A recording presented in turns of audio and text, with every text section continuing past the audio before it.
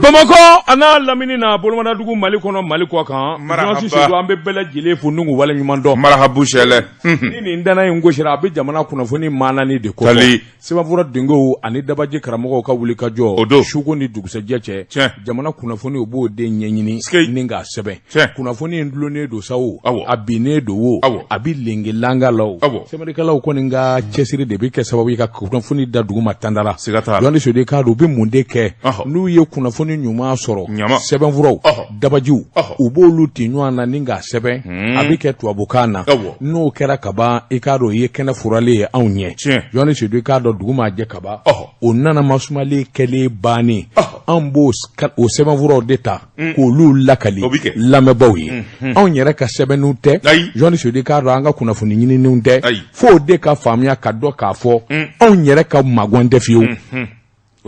kuma in faamu wa ne y'a faamu an bɛ fɔ yan k'a fɔ k'anw yɛrɛ de y'a ɲini wa walima anw de y'a sɛbɛn wa o ka dɔn an tɛ min ye a tɔgɔ duman ye a n'a cɛsiri Jonsi Seydou k'a dɔn sɛbɛnnikɛlaw de ka magɔn don o tuma n'o faamuyara Jonsi Seydou k'a dɔn foli ani tanuni o bɛ kɛ ka ɲɛsin kunnafoni di sira fɛn o fɛn bɛ yen minnu bɛ kɛ sababu ye ka kunnafoni in jɛri radio Macha FM 92.9 a waa dalen don i k'a dɔn ayiwa jɛkafɔ la kunnafoni k'a jɛnsɛn Banikɔ a n'a lamini Jonsi Seydou k'a dɔn radio ɲuman banna ye n'an bɔra Bamakɔ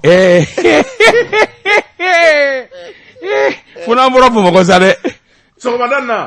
n kun bɛ émission na bawule la Segukaw de ye n wele Segu Misira aw ka quartier in aw Segu Misira tɛ yan musokɔrɔba ye n wele k'a bɛ Segu Misira n ko fɔta mɛ min ye manja t'i sɔrɔ Titibugu n'i bɔra Titibugu n'i donna Bulukasomugu manja fiɲɛ bɛ se ka don a kɔrɔ ten mɛ min ye Bayo tɛ mɛ min ye animateur mana jigin ka bɔ radio la ka yaala auditeur ni ɲɔgɔn cɛ n ye min fɔ bi i m'a mɛn yan i k'a dɔn o kabini ye n kɔni animateur n'a dɔn k'a fɔ ko foyi ne ko n ye min fɔ ko n'i ka foli kɛ i m'a mɛn n ye bi bɛɛ k'i ka foli la n'i ka kuma kɛ bi e m'a mɛn yan ne ko animateur a y'o bɔ i ye n ye Ibrahima Karaɲara wele ka dɛsɛ n ko n b'a fɔ a ye n ko n'i ka foli kɛ sisan n y'a wele ka dɛsɛ a ma mɛn de kolokoso a ma taa yɔrɔ la de nɛgɛw kɛrɛfɛ i k'a dɔn Gibson control an bɛ wuli ka jɔ boloda n'ale ye yamaruya de kunnafoni an b'an jɔ a la wabaw Daba Tunkara naam fatɔ b'a den jago waati min o y'a san kuma ye kana siga n bala cogo bɛ ti Jonsi Seydou ne n bɛ n bolo bugɔ ka don n bɛ bɔ ni sɛbɛn ye sɛbɛn min n'u k'a ma ko Nouvelle Horizon ɲɛdankura o don Jonsi Seydou k'a dɔn wulikajɔ ani cɛsiri bolo kan maa bɛɛ lajɛlen kana to i gɛnfɛn bolo Jonsi Seydou k'a dɔn ayiwa min ye nin minisirimuso kɔrɔ in ye a bɛ kaso kɔnɔ a bɛ latigɛ bolo Jonsi Seydou k'a dɔn a ye lɛtiri sɛbɛn k'a ci jamanakuntigi ma min ye Asimu Goyita ye min ye Madame Buware Fili Sisɔgɔ ye a ko a bɛ ne ka waati janbɔ sa e ko ɲinɛ tɛ ɲini ka k'ale kɔ ayiwa kasobo n b'a la de musow la kaso ale bɛ yen k'o bɔra ka taa cogo min na ale jɔrɔlen don a hamina nka a dalen don a la k'a fɔ Asimu Goyita ye maa koloma ye jamana sariya sunba ale yɛrɛ de b'o ɲɛfɛ ko ninnu kɛra kɛcogo min na kabini a daminɛ ka n'a bila bi la n'i y'o jateminɛ n'i ye jateminɛ ale yɛrɛ si bɛ hakɛ min na denw ni mɔdenw i k'a dɔn ale b'o danga de la sa ale tɛ dɔwɛrɛ ɲini diɲɛ na ala ko yɛrɛ kɔ wari yɛrɛ anw tɛ nin si kɔ Filiko a ko ayiwa a bɛ wele dakɛ jamana ɲɛmaa ma ale min bɛ jamana asarasiw kɔnɔ min ye wulikajɔ ni jateminɛ fɛn minnu fɔlen don ale nɔfɛ waridunko don waridu dun bɛ hɔrɔn lamaloya a bɛ hɔrɔn fa kabini nin ko in daminɛna san 2015 ale dabali bɛɛ lajɛlen tigɛ ka fɛɛrɛ bɛɛ lajɛlen tigɛ vérificateur général i k'a dɔn o de kɛra sababu ye ka ko in a bɔ ni k'a da kɛnɛ kan a ko kɛlen kuma min pole u ye munumunu salo caman kɛ ale lɛtiri ani bataki ani hakilina minnu sɛbɛn a donnama in kama i k'a dɔn ayiwa a sɛbɛnfuraw tɔw bɛɛ ngo n'a ta bɛɛ min ye wulikajɔ ni jateminɛ ye i k'a dɔn a ma mɛn tuguni min ye ministre de la justice n'o ye Maliki Kulubali i k'a dɔn o nani ministère la o laban na tuguni ni ka bolo don sɛbɛnfura la k'a kɔrɔlen ta ka bɔ tiroir kɔnɔ ni ka kumaw da kɛnɛ kan o de nana kɛ kɔlɔlɔ ye sa min fanga nana bonya k'a barika bonya a ma ɲɛ min kɔ a laban taara kɛ olu minɛni yɛrɛ ye k'u don kaso la a ko Ala ka hinɛ Sumɛlɛ Bube Mayiga a don o ye premier ministre ye a bɛ dugawu kɛ Ala k'o hinɛ a ko wulikajɔ ni jateminɛw na min kɔni ye nin mandat de dépôt minnu dar'u kan ale kɔni a ye fɛɛrɛ bɛɛ kɛ i k'a dɔn ka ɲɛfɔli kɛ fɛn ninnu bɛ se ka kɛ awa dɔ fɛ cogo minnu na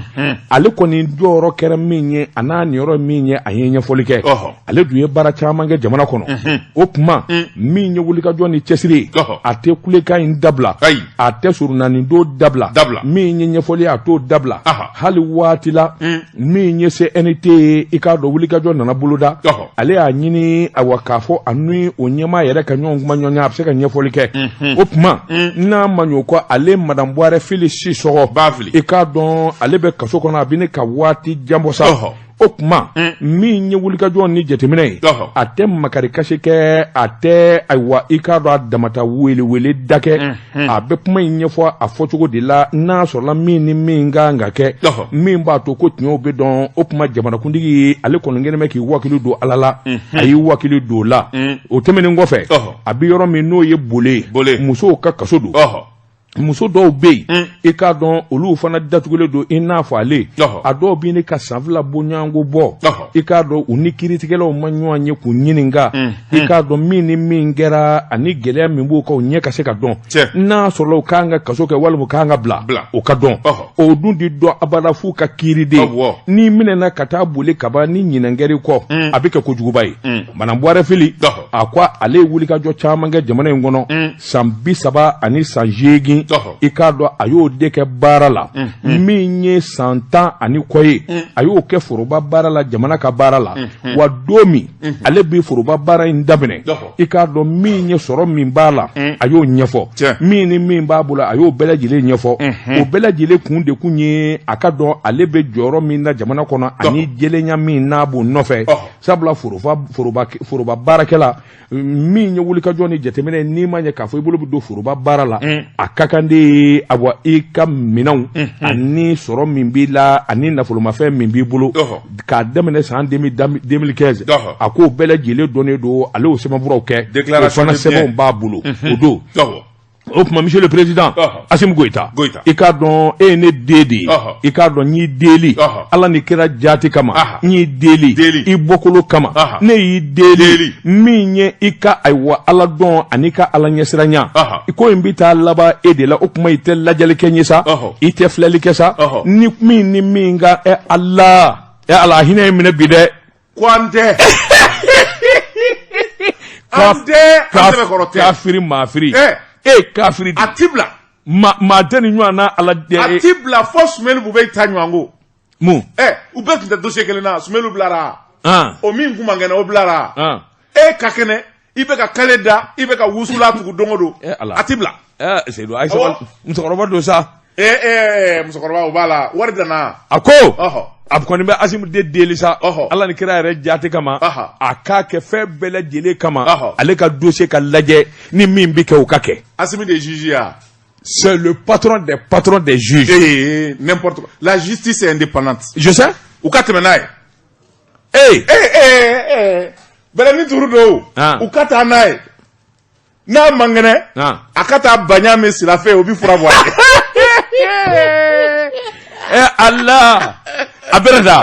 Seydou kaso ma y'i miiri koyi ne b'a dɔn o de la ne y'a fɔ an ye deli min kɛ kaso cogoyaw tɛ kelen ye dɛ an ye deli min kɛ i ka bila o diyara i ye dɛ kaso ma ɲi nka wari dun kaso o ka ɲi Ala ka ni silamɛw amina nin kun ye sɛbɛn ye an ye min bɔ nouvelle horizon kɔnɔ ɲɛdankura daba tuma ne bɛ n tɛgɛ don min kɔni sɛbɛn ye an ko min ma le pays jamana Boubacar Yaluku ye denmisɛn sɛbɛn nin y'a ka sɛbɛn ye Boubacar ko ni ba min sara ka bugalijuru to a la siga t'a la o golo de bi kɛ jenbe ye siga t'o la min k'a sɛbɛkɔrɔ dasi sɛbɛnnikɛla ko a ko an ka taa ministère ministère des Maliens de l'extérieur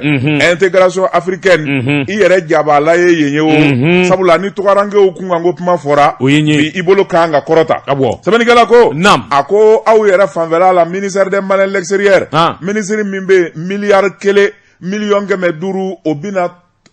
nugula o kɛra to bina ye nugula non 1 milliard 500 millions mun kɛra o la perdu koroke karak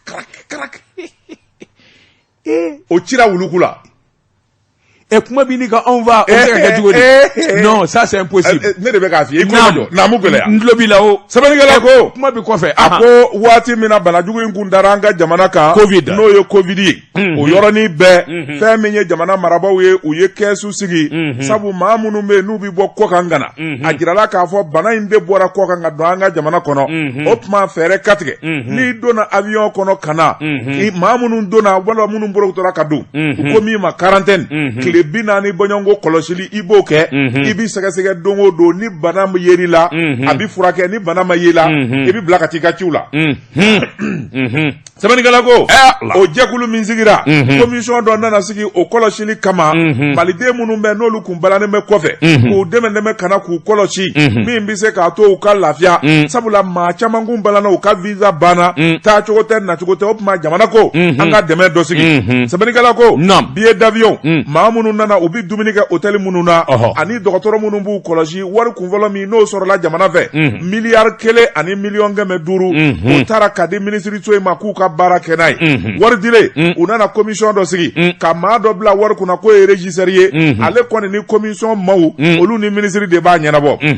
sɛbɛnnikɛla ko a ko fɛn min ye coronavirus ye a ko nana don a la ka bɔ a la maa minnu nana minnu kɔni dara hôteliw la hôteli minnu n'olu ye dunanw bisimila u ka siyɔrɔko u ka dumuniko hôteliw ye tile 44 kɛ dunan min na dɔw maa 100 dɔw maa 200 a bɛɛ lajɛlen facture nana ta ka di ministère ma ministère ko a y'an kɔnɔ an bɛ wariko ɲɛnabɔ miliyari 1 ni miliyɔn 500 dun dalen bɛ yen magama k'a la sɛbɛnnikɛla ko hôtelitigiw tora kɔlɔsili la fɛn min ye taa ni ka segin la u bɛ bɔ min kalama fɛn min kɔni ye mission dɔ ye o nana wuli k'a fɔ u bɛna taa Ukraine ko maliden dɔ bɛ yen min n'a ka denbaya bɛ yen a n'a muso ni den kelen k'u bɛ taa ka t'o nɔfɛ ka na sabula coronavirus kan'o sɔrɔ u ye joli bɔ ka bila u kun ka taa miliyɔn 500 u y'o ta ka taa n'o ye fɔlɔ maa kelen sɛbɛnnikɛla ko kuma bɛ kɔfɛ u taara ni miliyɔn 500 ye u ni dɔrɔmɛ 1 ma segin o tɛmɛnen kɔfɛ ka bɔ yen wari tɔ tora miliyari 1 ye sigi kelen bɛ k'o kɔnɔ hôtelitigiw bɛ taa u bɛ na fɛn min kɔni ye sɛgɛsɛgɛli ni kɔlɔsilikɛlaw ye a laban ministère yɛrɛ n'o ye ministère des Maliens de l'extérieur ye o nana hôtelitigiw sigi k'a fɔ a ye an ɲɛ b'a la dɛ miliyari 1 min n'a kuma na wari tɛ yen tuguni koyi sabula nin problème ni nin problème in de kɛra coronavirus senfɛ wari sara ka ko ye pourtant je fais beaucoup confiance au ministre là. Ilienne. O de tɛ Ag Mohamedou wa je sais pas. Ouais. Il est de Ségou. C'est mon frère. Ségou? Ah bon? Kana nin bɛɛ la taa Ségou koyi. Wallahi il est de Ségou. A y'a ka denmisɛnniya bɛɛ kɛ. Juges bɛ wulitɔ don maa minnu nɔfɛ n'o bɛɛ ye Ségou ka ye. Taa n'a ye. Maa minnu tatɔ don kaso la e k'olu ye Ségou ka ye. A fɔ safurulayi. Ayiwa. Ça je vais lui demander. Sɛbɛnnikɛla ko qu'il me donne des précisions. Sɛbɛnnikɛla ko ministre des Maliens de l'extérieur intégration africaine ko in yɛrɛ juba ale yɛrɛ de la sabula kaba ale nana kaba ko bɛɛ lajɛlen ɲaamina ɲɛfoyi ma sɔrɔ a la sɛbɛnnikɛla ko hali DFM min bilalen bɛ n'o bɛ wariko kɔlɔsi ale yɛrɛ ni régisseur samasamaliba de b'olu ni ɲɔgɔn cɛ sabula régisseur in ko wari in ye ale de ta ye ale de kan ka wari in k'a sago ye a man ka sara ale ka ɲɛmaa na n'o ye DFM ye DFM ko o bɛ se ka kɛ cogo jumɛn na cakɛda wariko bɛɛ lajɛlen de bɛ ne bolo wari foyi man ka bɔ ni ne ma jani min ye o tuma wari in kɔni a taara yɔrɔ jumɛn na sɛbɛnnikɛla ko DFM ani régisseur u kɛn bɛ chien et chat ɲinɛ ni jakuma ti ci kɛ ɲɔgɔn tigɛ waliwari kan j'ai une petite facture de 1 million masala n'i bɛ ka ministre lafasa i ka 1 million nɔfɛ a ti sara parce que wari bɛɛ dunna il faut attendre le budget 2023 ah oui sɛbɛnnikɛla ko ministère des Maliens de l'extérieur a ko yen yɔrɔ jɛjuguba de bɛ yen sabula jamana kɛlen bɛ ka nafolo minnu bila yen maa minnu bɛ gɛlɛya sɔrɔ tunga fɛ maa minnu bɛ kunnafoni di minnu bɛ dɛmɛ kɛ ani minnu bɛ bilasirali kɛ n'o ye sensibilisation ye nin bɛɛ wari dasilen bɛ yen nka wari ti sɔrɔ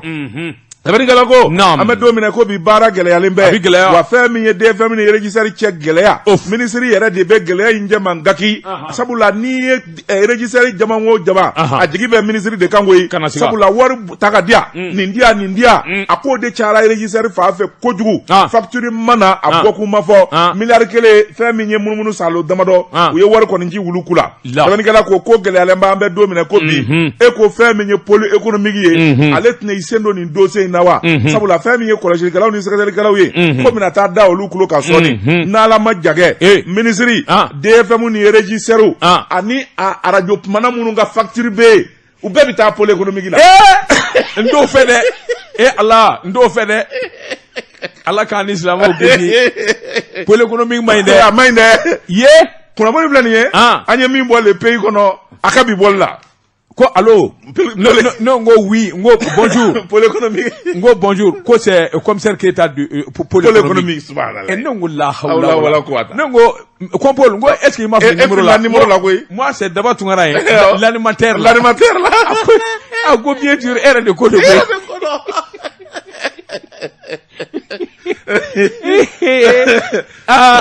ako shegi do dirima ape kamna o shegi de kodo ne ko la hawla wala quwwata illa billah qui a interview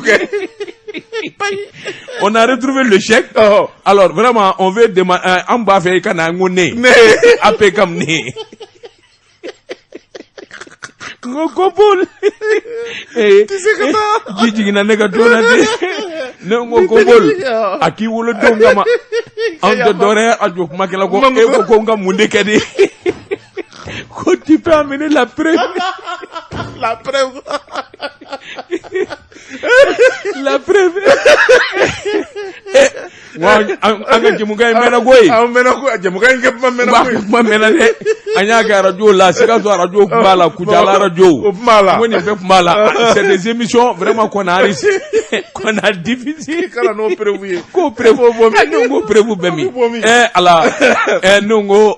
nega ko bana prévu économique masigeti ala kan islam fanga so do be ala kan islam amani koy ni wele la non c'est à dire que kojugu dado no kono boli karala ne ko Europe ni tasa leta a ben alan kenani jajatela Jose ne ben bolo bwakado mbi boni sebe minuka ma 26 mars jahadi do sebe kaba atwa de ko Abdul Karim Musa nogo joni sodi kado ne kapmate sebe kala ako senekala u depmana joni sedu ikado jongwa la kuyu anika ya mana da femina hanna so la nyete joni sedu mo ku koflala asimu goita na ba ka fanga nyeni fe abi chamanje fanga nyeni fe na ma senekala ka fa lajɛ jɔni sodi k'a dɔn a laban a na tɔgɔ tiɲɛ ba sɔrɔ jamana in kɔnɔ min kɔni n'an bi san caman kɛ k'a lakali kucalakaw fɛ yen jɔni sodi k'a dɔn olu de kumana a ko engrais min n'a exonéré don engrais min ni jamana kelen bɛ k'a sa ko sɛnɛkɛlaw la ka kan kucalakaw fɛ yen olu ni min kun ka kan min fɔra ye tɔni 800 ani 400 ani 50 ani 5 o de kun kan ka taa kucala région na jɔni sedu sɛbɛnnikɛla ko kucala mun bɛ bɛɛ a k'i b'a ye k'a fɔ engrais tɔni engrais min dar'u fɛ tɔni 90 ani tɔni 5 tɔni 80 ko la tɔni 90 dɔrɔn tɔni 95 o bi dugu kelen bɔ wa o bɛ sɛnɛkɛla kelen yɛrɛ bɔ jango dugu kelen maa kelen yɛrɛ ka foro 95 tonnes t'o bɔ o kɔni parce que dɔw bi 100 tonnes don u ka foro la Georges Sedou tɔni 800 ni 300 ni 60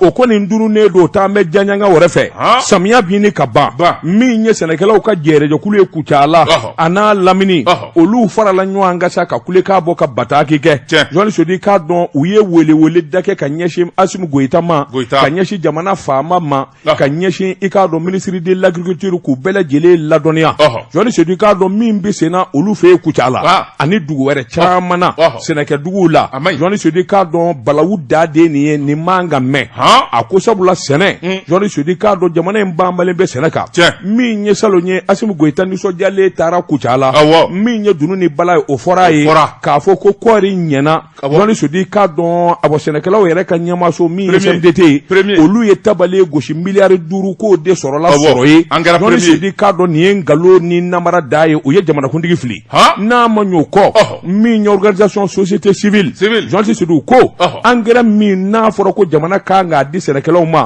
u k'o de ma tubabukan na engrais subventionné o kuma a bɛ min Johnny Sodi k'a dɔn n'u bɔra ka yaala min ye jagokɛla minnu bɛ Kucala n'a lamini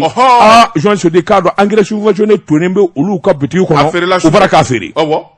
a dir'u ma sufɛ de engrais subventionné de bɔra ka feere c'est ça le problème jagokɛlaw fɛ Kucala sɛbɛnnikɛlaw ko a ko olu kamana ganna u dabali banna min ye tiɲɛ fɔ n teri ye a tɛ teriya sa n'a ma tiɲɛ fɔ transition faamaw ye Johnny Sodi k'a dɔn a laban bɛ k'u ma jugu ye a ko n'i ye ko ta ni minnu taa n'a ye a bɔ sɛnɛkɛyɔrɔw la ani direction nationale de l'agriculture Johnny Sodi k'a dɔn min ni min fɔra k'o ka d'u ma i k'a dɔn direction régionale Johnny Sodi k'a dɔn a bɛ komi n'a fɔra jatigi kɔ cercle commune Johnny Sodi fɔ fɔ kun kan ka taga Kucala n'a lamini sɛgɛrɛ tɔni 50 Johnny Sodi k'a dɔn bɔrɔ 1000 sɛbɛnnikɛla ko maa min bi tu i yɛrɛ ma ka nin ɲɔgɔn na kɛ sɛnɛkɛlaw la jango ɲinan samiya mɔgɔ bara k'a fɔ k'a bɛ sɔn ka ja Johnny Sodi k'a dɔn hadamaden kamana ganna a ko min ni min fɔra olu yɛrɛ de ye jateminɛ kɛ ka sɛgɛsɛgɛli kɛ Kucala engrais kisɛ kelen ma don u fɛ yen Johnny Sodi k'a dɔn wulikajɔ ni jateminɛ na tɔni 8,000 i k'a dɔn ani tɔni 8,000 ni 450 ni 5 a fɔra k'o de bɛ t'u fɛ bɛnkɛrɛw de ka u sigilen don k'u da wa k'o kɔnɔ Johnny Sodi k'a dɔn mana a ko k'i bɔ a la min ye dugu min fana bɛ yen n'o ye Yɔrɔso ye a kun fɔra tɔni hakɛ min kan ka n'a ye o mana Johnny Sodi k'a dɔn olu kɔni sigilen bɛ se ka Ala kɔnɔ a k'u ye mɔmɔli kɛ sa ka taa ye engrais subventionné de bara ka feere n ɲininka min ye commerçants ye a b'olu de ka butigi kɔnɔ u ye commerçants ɲininka k'u tɔɔrɔ commerçants k'u ma a ye bɔ an kunna sa engrais subventionné anw ye fɛn dɔ de d'u ma u fana ye an ye fɛn dɔ de falen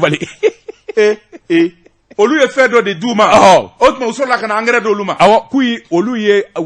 u ye engrais ni fɛn dɔ de falen ɲɔgɔn na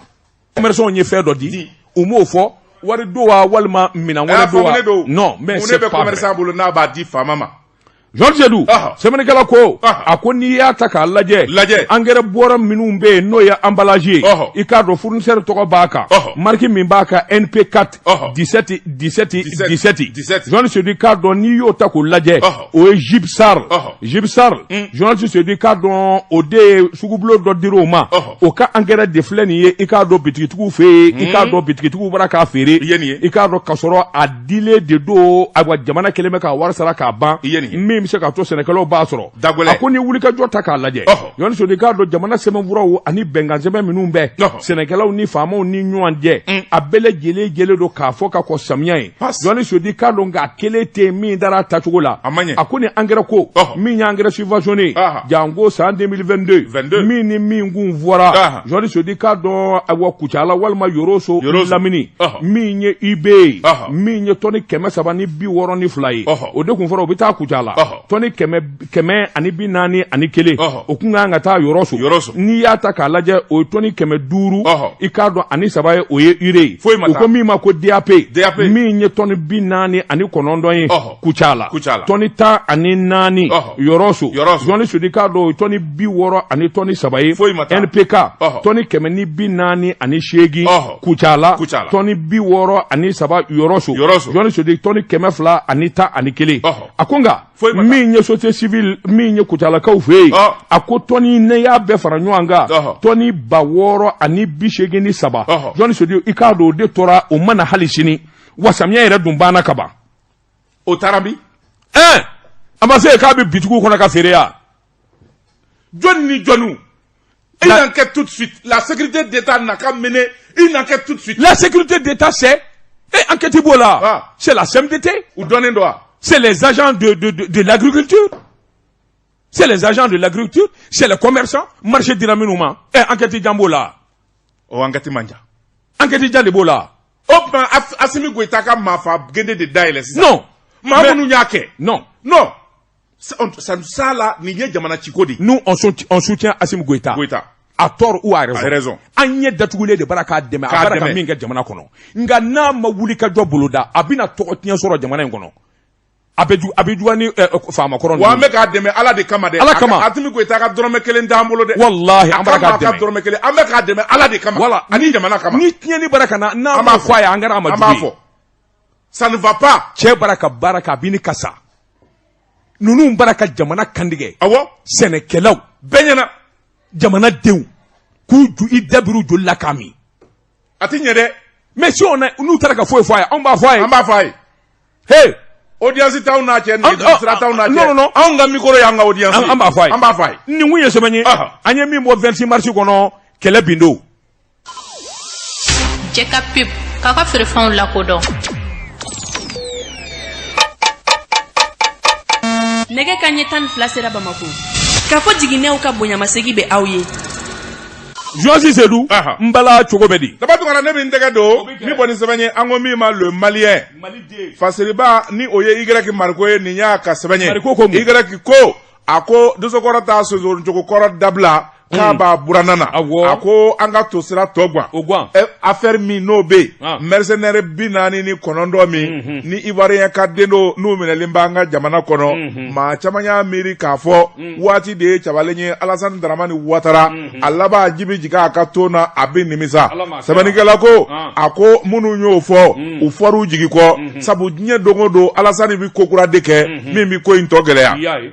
Sɛbɛnnikɛla ko a ko ni mercenaire 49 lahalaya a gɛlɛyalen bɛ maa caman kɔni bolo fɛn min ye sigi ka fɔ ani kumaɲɔgɔnya ye o de bi kɛ sababu ye ka ko in nɔgɔya. Sɛbɛnnikɛla ko nka fɛn min ye Alassane ye a darɔbɔ ka kunna ko in na fɔ ka taa fɔ k'a ko ten sabula n'i y'a mɛn tubabukan na orgueil arrogance o bɛɛ lajɛlen de kɛlen bɛ ka ɲɔgɔn sɔrɔ Ivoirien ka masakɛ in na n'o ye cɛkɔrɔba jugu ye. Sɛbɛnnikɛla ko Alassane Dramane Ouattara dɔwɛrɛ tɛ koyi a ko Assimi Goïta min bɛ Mali masakɛya la a ko Assimi yɛrɛ de man ka bonya sabula Assimi coup d'état de nana n'a ye ni k'a sigi fanga na o tuma k'a fɔ ale Alassane bɛ n'i kunkolo siɲɛ Assimi ye ale dun élu la a ko a t'o kɛ.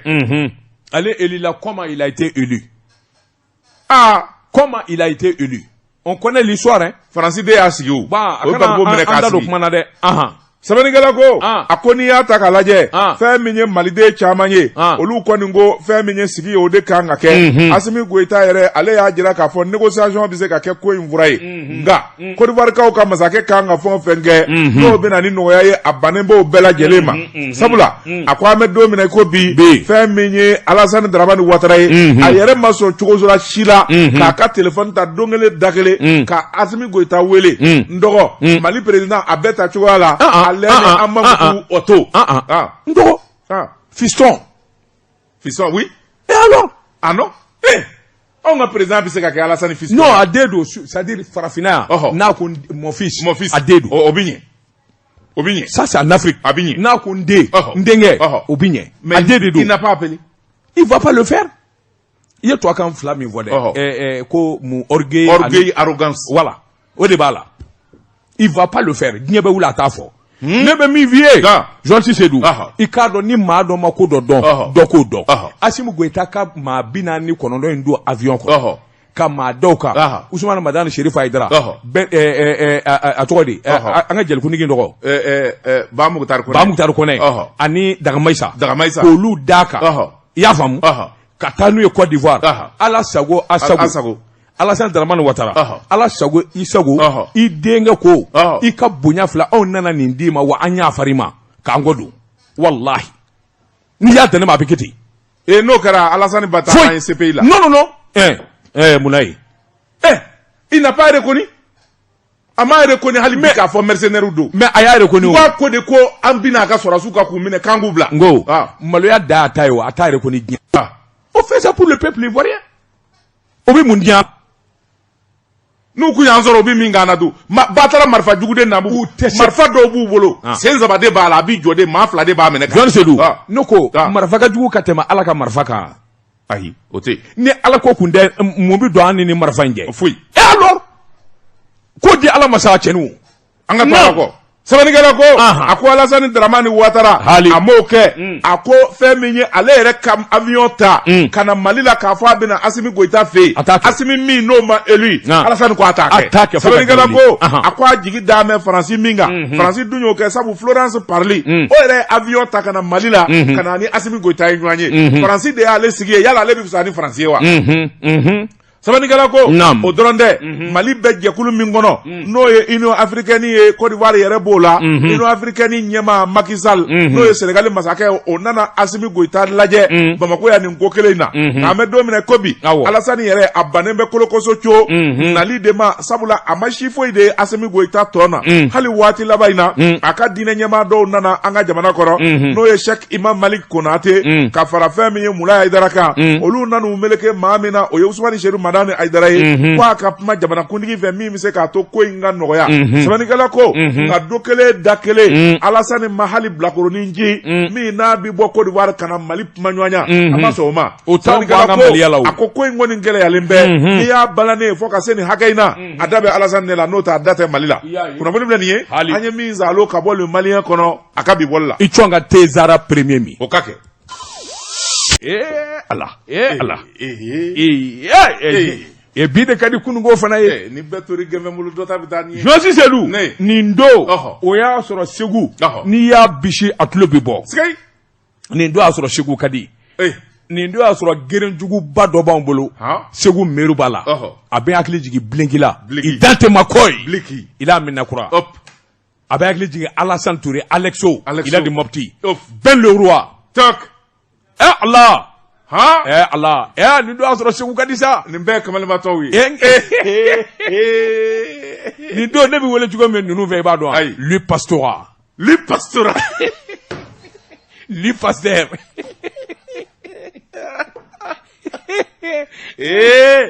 o ye bandi ye koyi nin don y'a sɔrɔ Segu ka di Meruba Segu kun ka di nin don y'a sɔrɔ Segu ka di Segu kun ka di dɛ nka bi de ka di ka tɛmɛ kunungo fana kan anw ta ka di i bolo don Josi Selu bi bɔ ni sɛbɛn ye sɛbɛn min n'a to a ye ko 22 septembre yɛlɛma hɔrɔnya don Josi Selu k'a dɔn kuma kɛra ni kuma ma kɛ koti dɔn i k'a dɔn PDS i k'a dɔn san 2 min n'a kɛra Ibrahim Boubacar Keïta kɔ u farala ɲɔgɔn kan ka hakilina di sɛbɛnnikɛla ko a ko min ye san 2 ye Laji Ibrahim Boubacar Keïta i k'a dɔn IBK ka fanga banna fanga banfura dama ka na bila bi la a san 2nan i k'a dɔn danaya de gosira Josi Selu nin kan ka kɛ don ye don gɛrɛnkɛrɛnni nin kan ka kɛ don ye don min a ni malidenw bɛ hakili jigi kɛ nin kan ka kɛ don yɛrɛ ye don min kan ka kɛ furali ye ani ŋanamu banni jamana kɔnɔ Josi Selu k'a dɔn PDS ko min ye utikalo tile 18 ye san 2 IBK binnen kɔfɛ Josi Selu k'a dɔn fanga nana yɛlɛma min ye hakilina kura ye ani taafan kura nana don jamanadenw kɔrɔ sabula maa kuraw de nana jamana ɲɛmaya la Josi Selu k'a dɔn k'an ka fɔ k'u waleɲuman dɔn funankɛninw don Josi Selu k'a dɔn hali ka da Mali armée yɛrɛ ye wulikajɔ ni cɛsiri min kɛ hali ka da cɛya kuma min n'o bɛ bɔ Mali faamaw dan hali ka da docteur Choguel Kokala Mayiga a ye tiɲɛjala min bɔ Josi Selu i k'a dɔn ko caman ye jamana in sɔrɔ CEDEAO ye kalo caman kɛ ka gɛlɛ ta ka jamana sɛgɛrɛ ngo n'a ta bɛ malidenw balola an ye ji min Josi Selu hali n'a sɔrɔla don dɔ gɛlɛyara ma nka maliden bɛɛ lajɛlen i k'a dɔn tugulen don jamana faamaw ko jamana ɲɛmaw kɔ Assimi Goïta dan t'a la Josi Selu ngo n'a ta bɛ min ye malikura ye fɛn dɔw bɛ fo olu de fana ka fɔ fɛn dɔw bɛ ni min ma ɲɛ an k'o sɛbɛkɔrɔ fɔ Josi Selu k'a dɔn ni maa ɲi ma tiɲɛ f'i ye i jugu sara a ka tiɲɛjala da i tɛgɛ a ko kɛwale dɔw bara ka kɛ kɔsa in na marabaa dɔw fɛ kɛwale dɔw bara ka kɛ kɔsa in na jamana faama dɔw fɛ Josi Selu o ma kɛ hali Ibrahim Boubacar Keïta tile la i k'a dɔn sugubulo cɛjugu tali ka di maa wɛrɛ ma min ye IBK ka ko gɛlɛya Josi Selu k'a dɔn balima sira teri sira den sira muso sira ko bɛɛ lajɛlen tala dɔ ka kalifa olu de ma ka ɲinɛ jamana denw kɔ Josi Selu k'a dɔn kɛwale cɛjugu dɔw bara ka segin ka na sugubulo dɔw bɛ yen a nafa n'a nafolo ka ca kosɛbɛ Josi Selu k'a dɔn muso dɔgɔnin terimuso sunkuru Josi Selu k'a dɔn balima sira damada ani teriya sira o sugu bulo baraka ta ka dolu ma jamana de beleje ninga nga ke malikura la wa Jean Sedou min ye PDC ka ay wa kene u ye kuma chama vo Jean Sedou akundi ya ta ka laje chake da kura wari yere kama Jean Sedou ka do société kura nafulo yere nyini kama u baraka nafulo salo i ka do klingandire fe ka ku jufa kono Jean Sedou ka do ni manga malila sabla ni belejele jera ka fo ki sama kana so abada ka fo mi isoza Jean Sedou ka do mali famaw Asimu Goita na genyon mali yere doronta koy farafina jamana min bebe ani jamana de minun be farafina walma dinya seleke nani jamana kono nubu disi gushine Asimu Goita ka kewalo yi anaka yetaw ani bara mi maraka ku fe o fanga ka bo u kana so abada Jean Sedou ka du balule ni ngana mu sirawu ani ni njamba walew ni joni walew ka ku klela sabla abna ni la goshili badi Jean Sedou conseil na ni jamana sugu do taka laje Allah ikamana bi gwa Allah Sugublo ISES ubaraka jago kala kuraw de créer ISES o fene muye nyado na politique kuraw société kuraw ma kuraw sunguru teru balmaw ka marché ta ka duma minu nyere ta don ne ma fi ya ngwa engrais sugu dira do ma ni belection ni engrais kise da nyon uta do nga bo nyon mais pourquoi c'est malheureux. Mais c'est ce qu'il faut pas dans ce pays. Il ne faut pas. Mimbe mindo katola. Jean Sedou se ka dala tugo ni malikono. Ko ambi kalo sabake. Carnante décélédu. Comment tu peux comprendre ça dans ce pays? Décès. Carnante biglaire. Wa dira munu ma utise. Kata ngana mutaka. Mais non, c'est inadmissible. Asimu Goita ne doit pas accepter. Il faut un redressement de la rectification. Ah non, il le faut, hein. Oui. Bon, na dumanga amba fo, hein. Voilà. Allah continue, doti sur l'argent. Kabanga. Alaka jabi. Ni wunye semenye, anye mimbo 22 septembre kono, iyele ma horonya do. D'abord, on a des intégrat do. Mi boni semenye, ango mima le soir de Bamako. Parce que ba no yo Umaru Koitaye, niya ka semenye. Umaru ko malini rusike, sira kura damne lembe. Ministre so mimbe no be kana kuna, ode ministre de la sécurité intérieure ye, ale kunga ngata Russie ministre de la défense no fe, ngaka Kenya ni bara chaya ye, afora katoya. Semenye kala ko, akoniya takalaje fe minye ministre de la défense ka Russie tama kofe, opma ambassadeur mimbe no ye Russie ka ambassadeur ye Mali la atwa de Igor Gromyko aye wuli ka joke fe menye ministre mi no be sécurité kuna ani lakana kuna yo mi fosande Mamadou Igor Jara bengete di ema ko Igor Gromyko Mamadou Igor Jara a benge nga benge di do oui mais allez Mamadou Igor il a une maman russe non sa maman est russe il a une maman russe sa maman est russe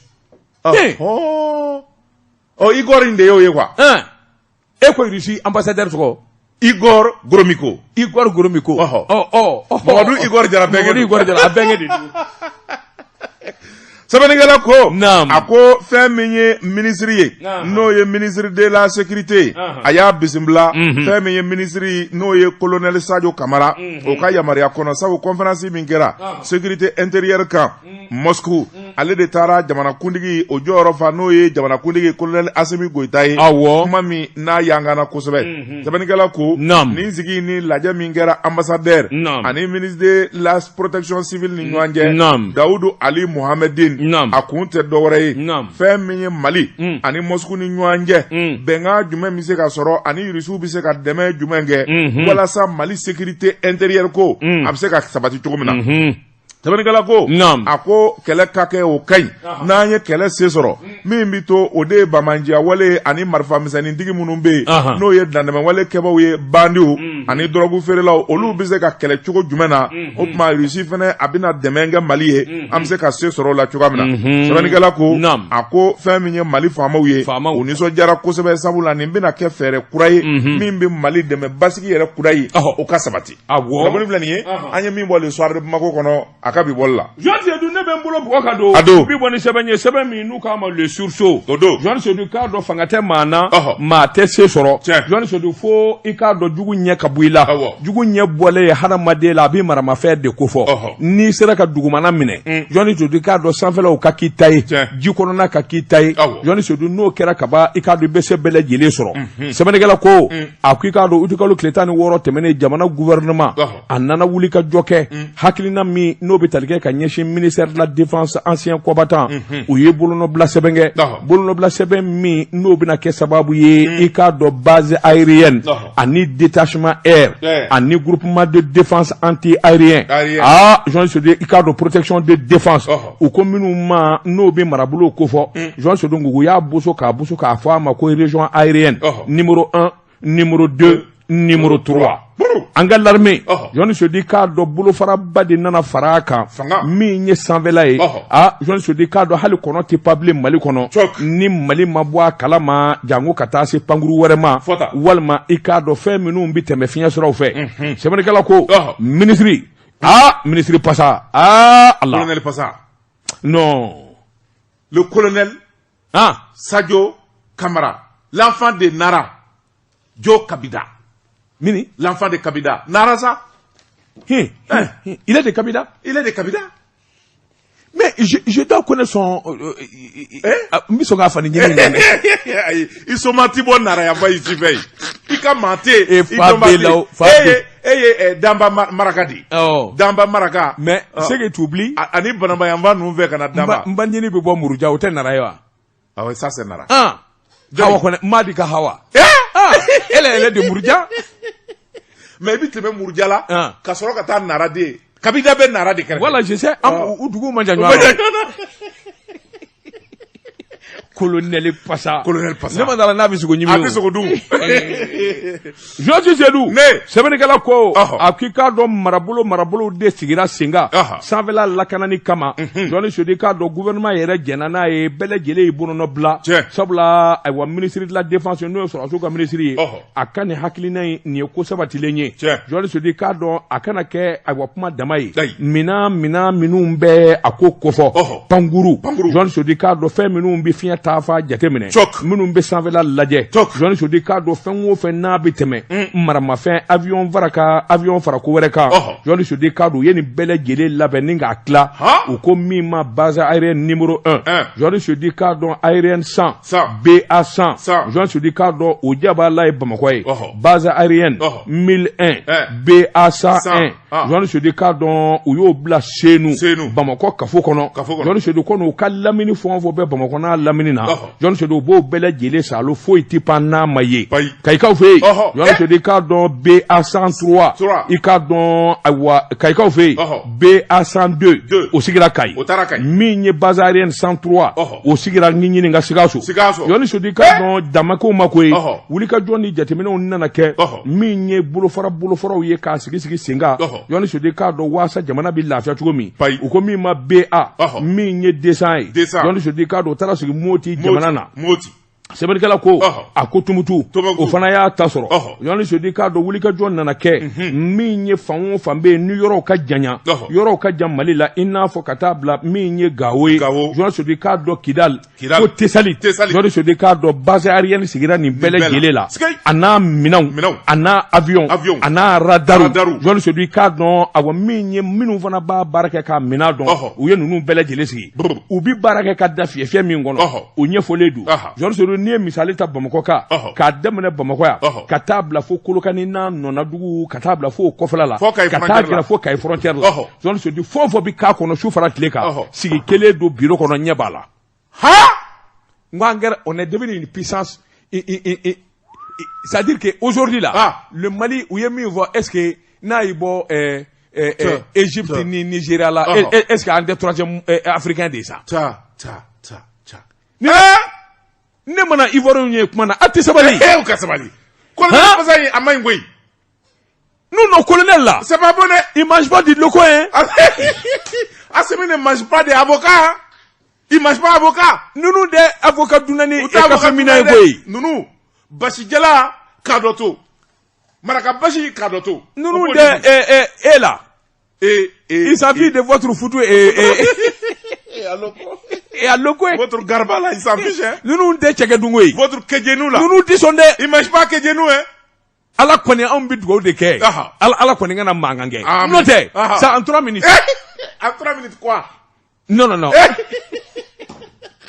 Ivoirien u ka dabaraba dɔw bɛ yen n'o y'i sɔrɔ sisan u ka cɛ dabaraba dɔ bɛ yen ko Kami Makoso wa Makosa n'o y'i sɔrɔ o b'i clasher sisan non mais ale yɛrɛ b'a dɔn anw bɛ tulonkɛ de la sa entre le Mali et la Côte d'Ivoire il y aura jamais une guerre ça on le sait c'est un seul peuple c'est un seul pays et il n'y a qu'un problème c'est tout nga en cas de cas ala kana kɛ ala kana kɛ ni mun ye sɛbɛn ye an ye min zalo ni ka bɔ le sursaut kɔnɔ a ka bi bɔli la bi taa daba tungara ye ko an t'a bila yan an k'a bila koyi Jean Sodi k'a dɔn waati dafara an bɛ minɛnw bɛɛ cɛ Jean Sodi k'a dɔn sogo kɛnɛ min ye sagaso ye ka taa se sɛ ma walima jɛgɛ kɛnɛkɛnɛni k'a kan tigɛ sisan halal ka taa bila congélateur kɔnɔ Jean Sodi k'a dɔn ni min fara bi o tɔ tɛ feere sini n'i b'o sɔrɔ yɔrɔ kelen min o de ye Sim Market BMS ka agence kɛrɛfɛ ACI la BMS siège o da ɲɛsinnen don ayiwa Bama immeuble Bama damima Yendo non Sukaro Jean Sodi fɔfɔ n'a bɛ dun dumunifɛn ani minfɛn a qualité ɲuman a minnu bɔra France minnu bɔra Amérique a bɛɛ dasilen Sim Market an ka foli b'u ye an bɛ taa e bɛ taa mun na ye e m'a fɔ fɛn da ɲumanw bɛ yan awɔ et puis mais je vais très moins cher oui moi je vais acheter de la qualité dɔ kɛra sa il le faut oui franchement avec ton poids là il faut vraiment réfléchir il faut réfléchir c'est là-bas que moi je m'emprisonne maintenant non n'o tɛ anw kɔni carré kun na dibiso bɛ yen ala kan'i sandwich feere la jɛgɛ feere la sogo feere la i b'i yɛrɛ fa an bɛ buru san dɔrɔn k'a dɛsɛ a kɔnɔ i b'i yɛrɛ fa ni najini bɛrɛ t'a la an b'a fɔ k'i ka Jean Sodi k'a dɔn waati dafara anw m'an kɔ kɛ nakɔ kɔlɔni kɔ ye farikɔnɔjɛlɛkɛlaw i k'a dɔn olu bɛn'u coko surafana t'o ma dusu na nɛgɛ ɲɛ 20 sagi bɛ kɛ nin gafe kelen kan nɛgɛ ɲɛ 21 sanga 30 ne bɛ se ka na kumaso kɔnɔ jɛmukan min n'an k'a ma ko bamanankan Kɛnsɔn ni dɔ kan Madani Ture ale bɛ fɔ ne kɔ ni ala jɛnna n'a ye sini an bɛ ɲɔgɔn sɔrɔ nin kumaso kelen kɔnɔ i k'a dɔn nin waati kelen sɛbɛnfɔkuraw bɛ bɔ k'olu lakali nka bi baara an maa 3 jɛra a la min ye Gibson Control journaliste Seydou Daba Tunkara wa salam.